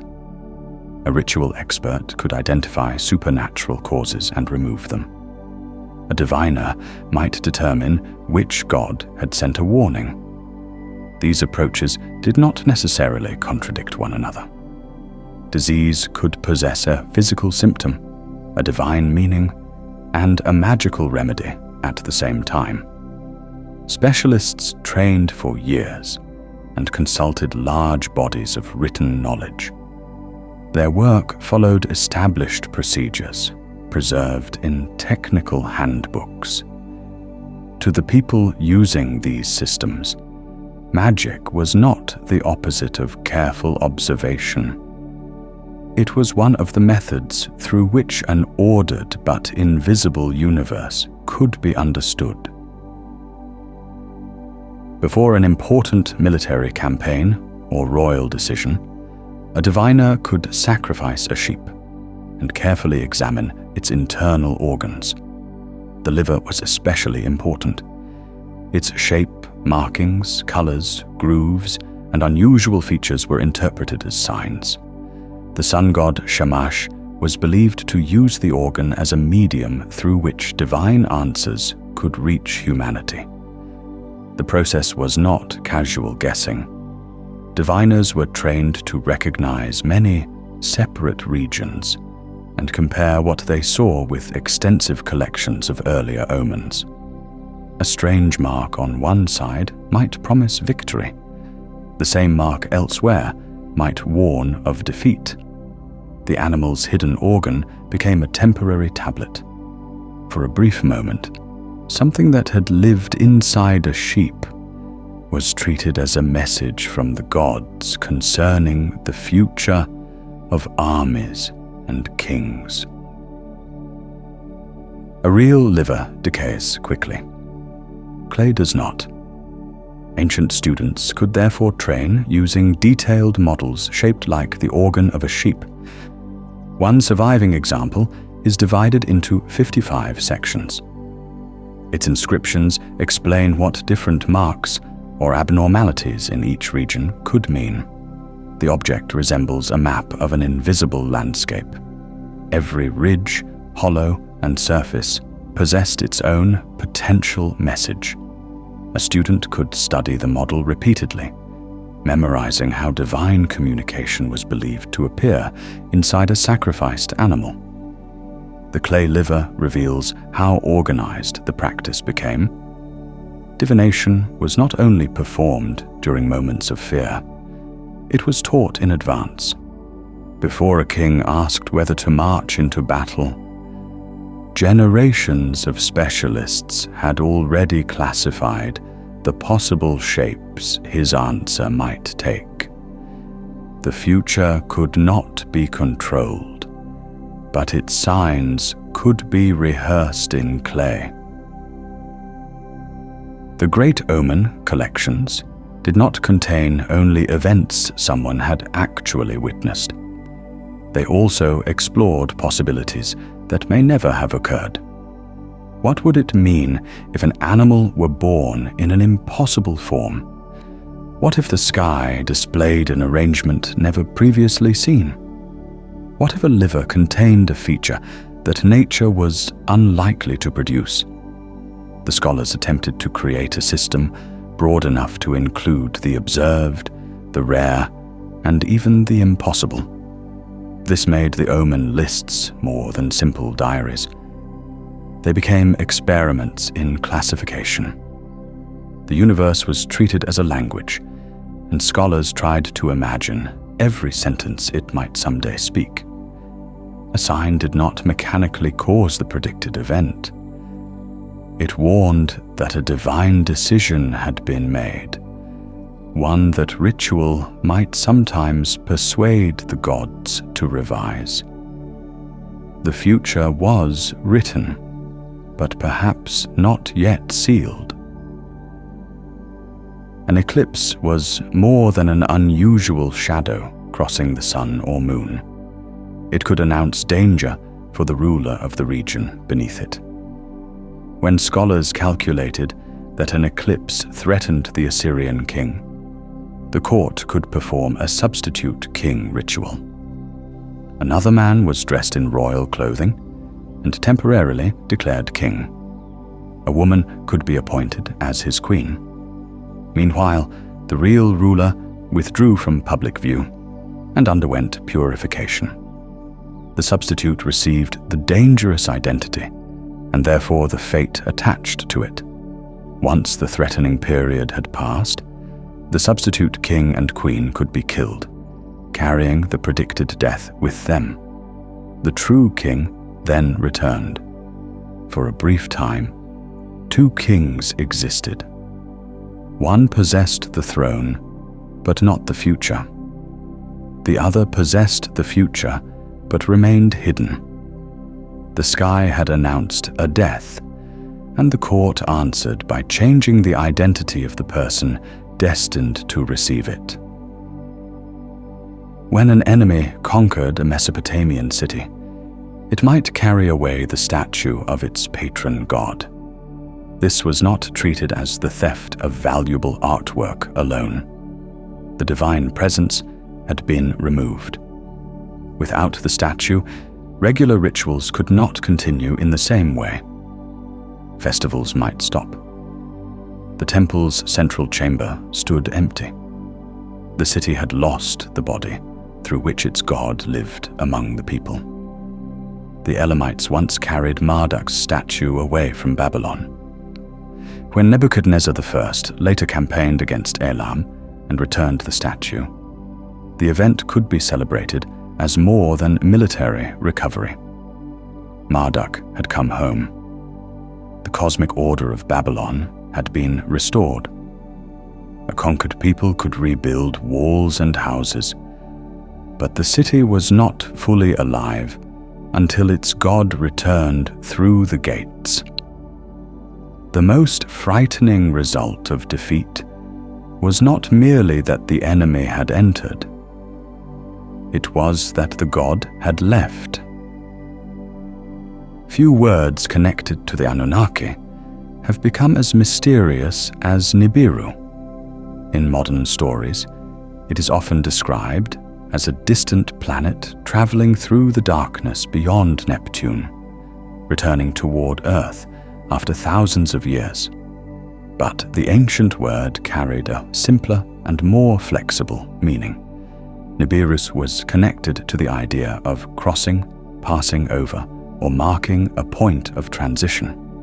In Babylonian astronomical and religious texts, it could describe a celestial crossing point associated with Marduk.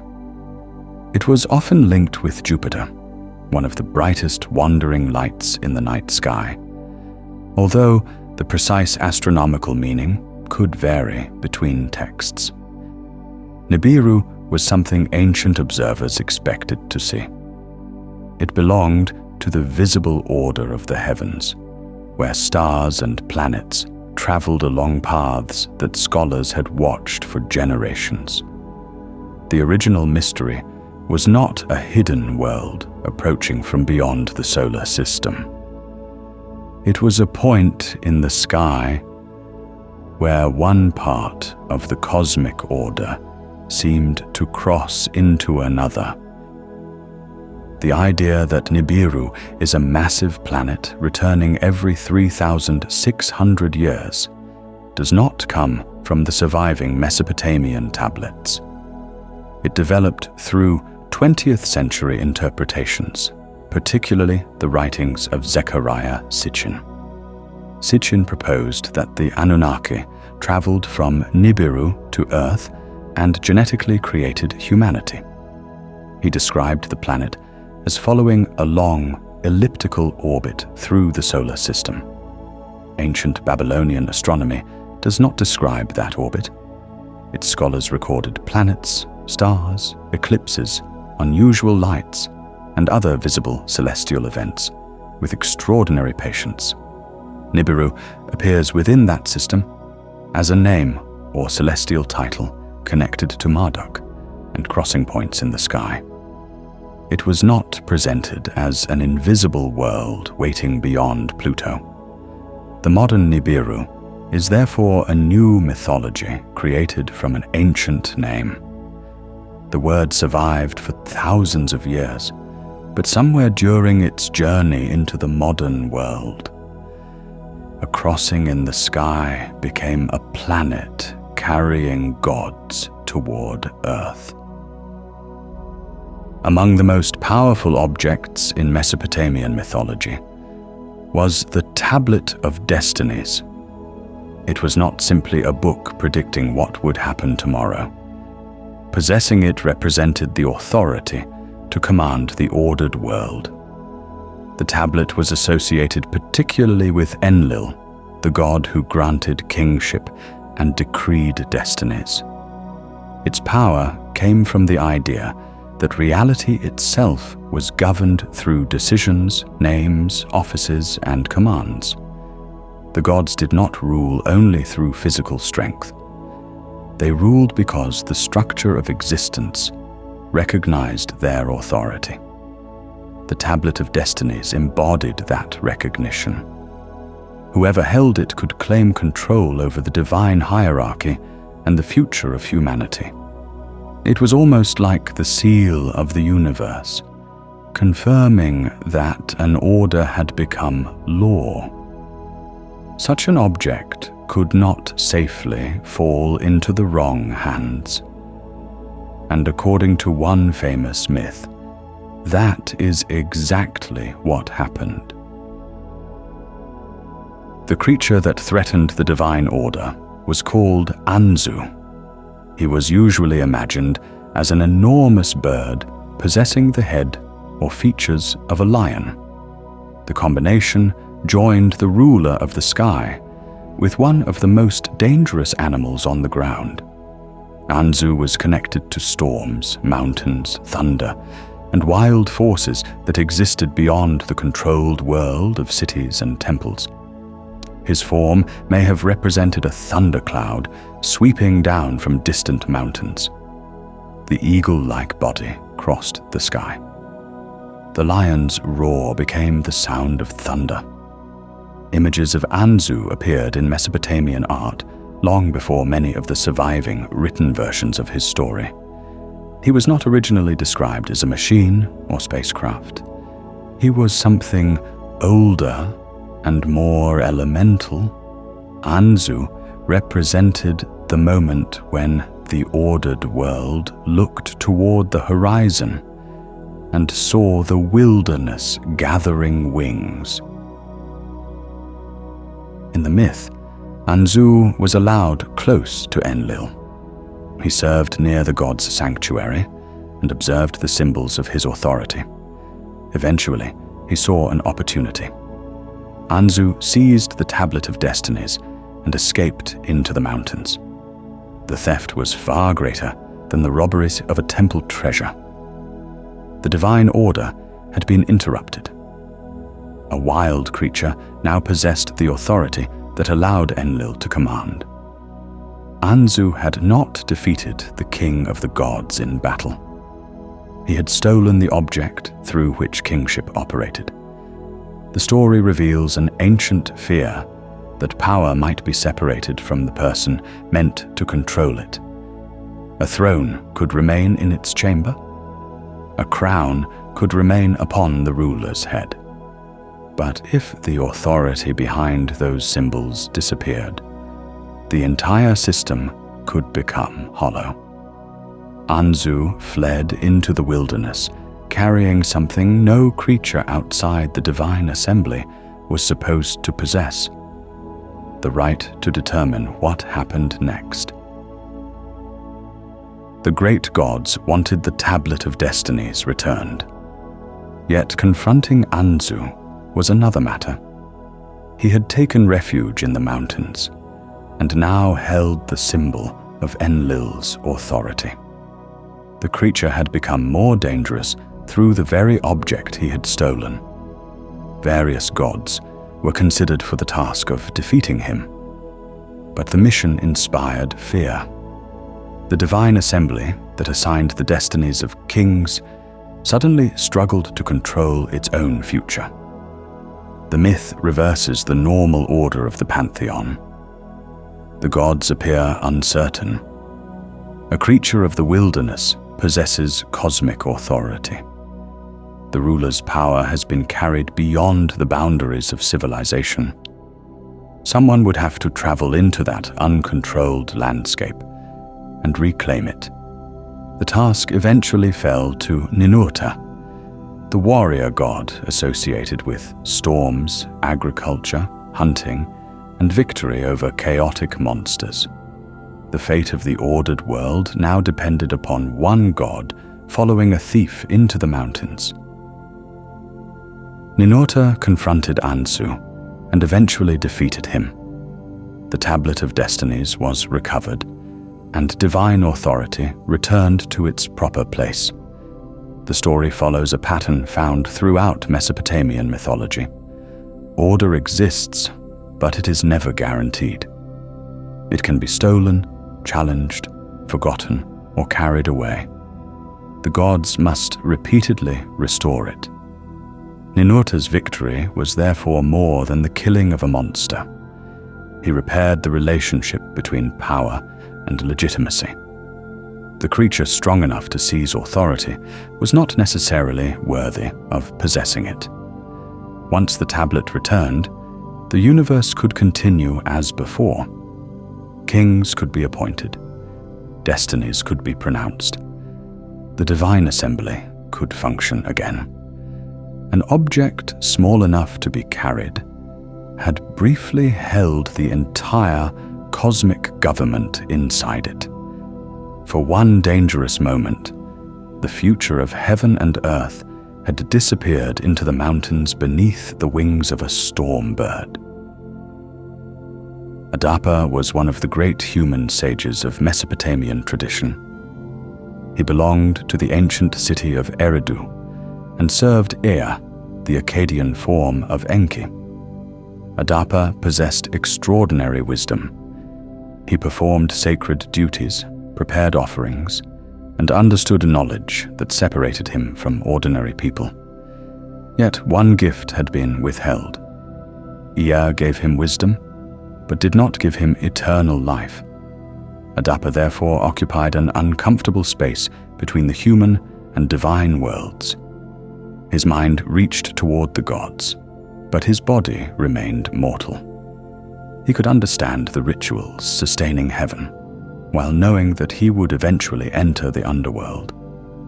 In this way, Adapa represented the limits placed upon humanity. Knowledge could make a person resemble the gods. It could reveal the patterns behind nature, language, ritual, and kingship. But wisdom alone could not stop aging. Adapa could learn nearly everything except how to escape the ending shared by every human being.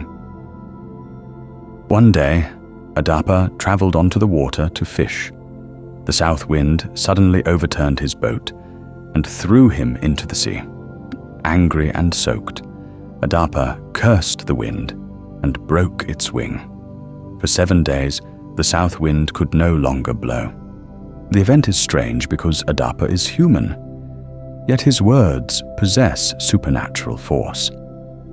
A man standing in a small boat could wound one of the powers moving through the atmosphere. The silence of the wind eventually attracted attention in heaven. Anu asked why the south wind had stopped. When he learned that Adapa was responsible, he summoned the sage to appear before him. The fishermen of Eridu would have to leave the human world and answer to the highest god. The journey began with something almost ordinary: a sudden gust, a capsized boat, and a moment of anger. But in mythology, even the wind could remember an insult, and heaven could demand that a mortal explain why the air had stopped moving. Before Adapa began the journey, Ea prepared him. At the gate of heaven, Adapa would meet Dumuzi and Ningishzida, two divine figures connected with death, vegetation, and the underworld. Ea explained how the sage should behave and how he could earn their sympathy. Most importantly, he warned Adapa not to eat or drink anything offered to him. The food and water of heaven, Ea said, would bring death. Adapa followed the instructions. He dressed as he had been told and approached the celestial court like a servant entering the palace of a distant king. The scene preserves one of the earliest surviving stories of a human physically traveling into the realm of the gods. Adapa did not rise in a shining machine. He crossed through ritual knowledge, careful speech, and obedience. A mortal had entered heaven, but surviving the visit would depend upon whether the instructions of one god could be trusted in the house of another. When Adapa stood before Anu, the meeting did not end as Ea had predicted. Anu became impressed by the human sage. Instead of offering the food and water of death, the god offered the food and water of life. Adapa refused. He remembered Ea's warning and would not allow either substance to touch his lips. The opportunity passed. Adapa was dressed, anointed, and eventually returned to Earth, still carrying extraordinary wisdom but remaining mortal. The surviving versions of the story are fragmentary, and scholars continue to debate parts of its meaning. Yet in its most familiar interpretation, immortality came within reach and was lost because Adapa obeyed the god he trusted. He was not punished for rebellion. He did not steal forbidden knowledge. He simply followed instructions that no longer matched the situation before him. Human mortality was explained as a moment when perfect obedience produced the worst possible result. Why did Ea tell Adapa to refuse the heavenly meal? The myth does not offer one simple answer. Perhaps Ea genuinely believed that Anu would offer death. Perhaps he wanted to protect his servant from an unpredictable divine court. Or perhaps the god of wisdom wanted Adapa to remain human. An immortal sage might no longer return to Eridu, prepare offerings, or serve within Ea's temple. The uncertainty transforms the story into something more unsettling than a simple trick. Ea repeatedly protects humanity in other myths. He saves people from plague and warns Atrahasis about the flood.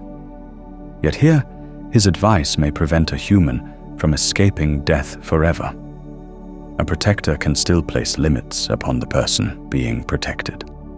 Adapa returned with his wisdom intact, but the food of life remained uneaten in heaven. The god had allowed humanity to become intelligent enough to understand mortality, while ensuring it would never become powerful enough to leave mortality behind.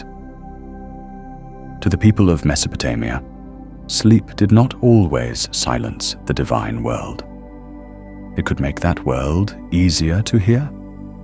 Gods could appear in dreams to deliver warnings, commands, promises, and instructions. Some messages came to kings. Others came through prophets, priests, or professional dreamers. A dream could influence the construction of a temple, the beginning of a military campaign, or the interpretation of a coming disaster. But dreams were dangerous because they were not always clear. A true divine message might be hidden among ordinary fears and confused images. This created a need for interpretation. Specialists compared symbols, studied earlier examples, and performed rituals when a dream appeared threatening. Night was therefore not completely private. A person closed their eyes and entered a place where gods, ancestors, demons, and memories could all take recognizable forms. Every morning carried the quiet question of whether the images of the night had been meaningless, or whether heaven had whispered something before dawn. The ruler Gudea received one of the most extraordinary dreams preserved in Sumerian literature. A gigantic figure appeared before him. The being seemed as enormous as heaven and earth. Its head resembled that of a god. Its wings were compared to the Anzu bird, and its lower body moved like a flood storm. Lions rested at either side. The being spoke to Gudea about building a temple, but the ruler could not fully understand the message. Other mysterious figures and symbols appeared, including a divine woman studying a tablet covered with stars. When Gudea awoke, he sought help interpreting what he had seen. The terrifying figure was identified as Ningirsu, the patron god of his city. The dream was not a random vision. It was an architectural command. A building that did not yet exist had first appeared inside a sleeping human mind, delivered through the overwhelming body of a god. After receiving the divine message, Gudea prepared to build the Eninu, the great temple of Ningirsu. He purified the city, gathered materials, consulted omens, and organized workers. Timber and stone arrived from distant regions. Sacred bricks were molded. Rituals accompanied the construction. Gudea later lay down for another dream oracle and saw the completed temple standing before him, separating heaven and earth. The structure existed twice. First, it appeared within the uncertain world of sleep. Then it rose physically above the city. This suggests that architecture could be understood as a divine image translated into human materials. Workers carried clay, timber, and stone, but they were following a design that had crossed from the mind of a god into the dream of a ruler. When the temple was completed, a private vision had become a public landscape. Every citizen could look upward and see the solid remains of someone else's night. Gilgamesh eventually became one of the greatest heroes of ancient literature. But behind the monster slayer and seeker of immortality may have stood a real ruler of Uruk.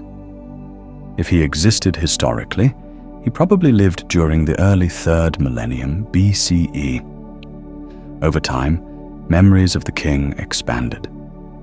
Independent stories were told about his battles, journeys, friendship, and supernatural strength.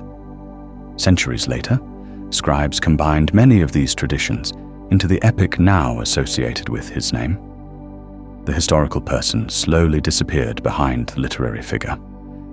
A king became a hero. The hero became partly divine. Eventually, Gilgamesh was remembered as an authority among the dead. This transformation reveals how ancient memory worked. A ruler's body might be buried, but his name remained available to every storyteller who followed. Generation after generation added something new, until one human lifetime had become a story large enough to survive for 4,000 years. The epic describes Gilgamesh as partly divine. His mother was the goddess Ninsun, and his strength surpassed that of ordinary men. Yet the human portion of his nature determined his final fate. No matter how powerful he became, Gilgamesh could still die. This makes him different from a perfect immortal hero. He lives between worlds. He is strong enough to challenge monsters and travel beyond the familiar edges of civilization, but human enough to fear the grave waiting at the end. His divine ancestry may even make that fear worse. Gilgamesh can see what immortality looks like. He speaks with gods and meets a man who escaped death. He comes close enough to eternal life to understand precisely what he lacks.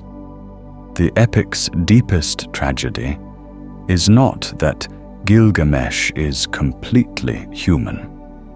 It is that so much of him appears divine, yet the smallest mortal part remains strong enough to pull the rest of him into the underworld. At the beginning of the epic, Gilgamesh's strength has become oppressive. The people of Uruk cry out to the gods for relief. Their answer is Enkidu. He is formed from clay and placed in the wilderness. At first, he lives among animals, drinks beside them, and runs across the open land.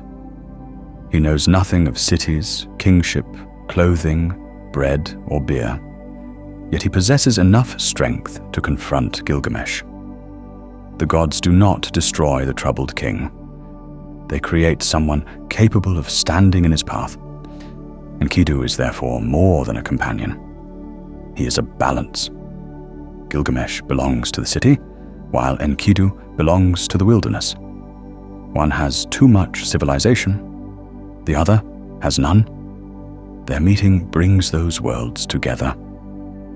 The cure for a man who believed himself unmatched was another human being who refused to move aside. When Enkidu finally reached Uruk, he blocked Gilgamesh's path. The two powerful men wrestled. Walls and doorways shook beneath the force of their struggle. Neither had previously encountered someone capable of resisting him. Yet the battle did not produce lifelong hatred. It produced friendship.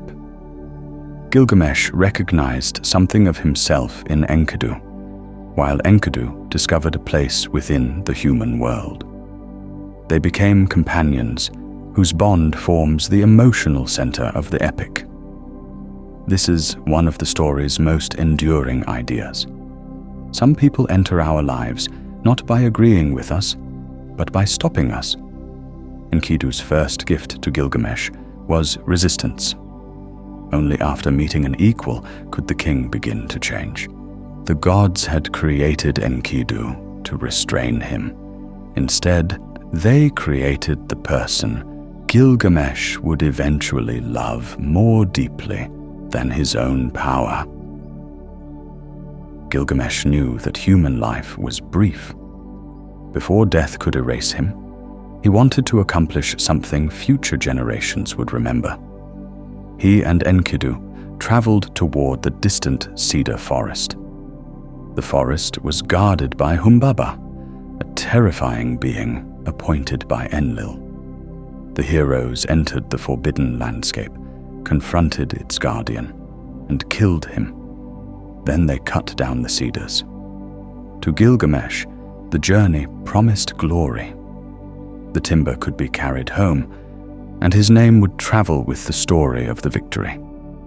Yet the achievement contained a shadow. Humbaba had protected a sacred place. The forest possessed value beyond the ambitions of the men entering it. The heroes achieved the fame they desired, but their success helped bring divine anger upon them. They attempted to overcome death by creating a permanent reputation. Instead, the first consequence of that fame was that death moved closer. After Gilgamesh rejected Ishtar, the goddess sent the bull of heaven against Uruk. Gilgamesh and Enkidu killed it. The gods then decided that one of the heroes must die. Enkidu became sick. The man created to match Gilgamesh's strength could not wrestle the decision of the divine assembly. His body weakened while his friend watched. When Enkidu finally died, the entire direction of the epic changed. Gilgamesh had previously pursued monsters, cedar, victory, and fame. Now he looked at his friend's silent body and understood that the same stillness would one day claim him. He refused to accept the death at first. He mourned, wandered, and abandoned the appearance of a king. The greatest enemy Gilgamesh had ever faced was not Humbaba or the Bull of Heaven. It was the realization that strength could not protect the person he loved, and would not protect him either. Gilgamesh traveled beyond the familiar world, searching for Utnapishtim, the survivor of the Great Flood. The gods had granted Utnapishtim and his wife immortality. Gilgamesh hoped they could reveal how he might receive the same gift. Utnapishtim answered with a simple test. Before conquering death, Gilgamesh should first conquer sleep. He was told to remain awake for 6 days and 7 nights. Almost immediately, he fell asleep. Utnapishtim's wife baked a loaf of bread for each day that passed and placed them beside him. As the loaves aged, they became a quiet record of his failure. Some dried, some hardened, others began to spoil. When Gilgamesh awoke, he believed he had slept only briefly. The bread proved otherwise. Sleep, the small death visited every night, had defeated him before immortality could even begin. Although Gilgamesh failed the test, Utnapishtim revealed the location of a mysterious plant growing beneath the water. The plant could restore youth. Gilgamesh tied stones to his feet, sank into the deep, found the plant, and carried it back toward Uruk. He did not immediately eat it. He planned to test it upon an elderly person before using it himself.